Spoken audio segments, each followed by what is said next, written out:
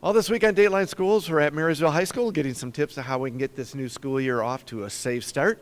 And to provide some suggestions, my special guest is the school security and safety specialist, Tom Cowhy. And Tom, we know a lot of our districts around the county, and your district too, have a lot of kids who ride school buses each and every day. What do kids need to know about being safe at the school bus, and what do drivers need to know when they see these yellow buses? A good question. To start at the school bus stop is that they just need to be aware of their surroundings and watch as the bus approaches, and then watch other vehicles.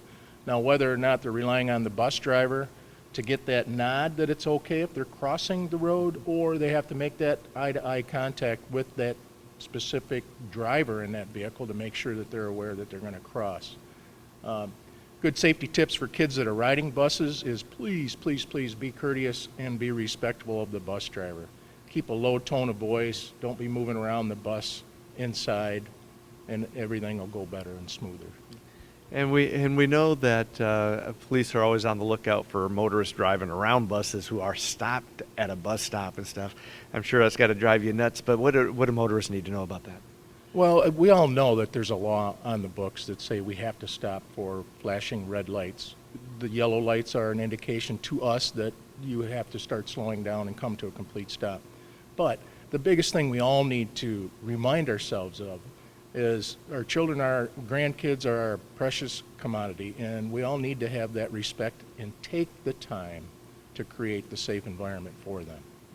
And so as a motorist heading off to work, and I know some days you don't always get that that quick start, give yourself some extra time if you know you got a bus on your route. Well, give yourself the extra time, because that prevents the problem later on. Right? Now, can bus drivers take down a license plate number if a car goes around their stopped arm and they're flashing red lights? Yes, they can, and in fact, it's the registered owner of the vehicle that could possibly receive the citation. The bus driver doesn't have to necessarily identify the driver. It's the registered owner. More tomorrow. For Dateline Schools, I'm Terry Harrington.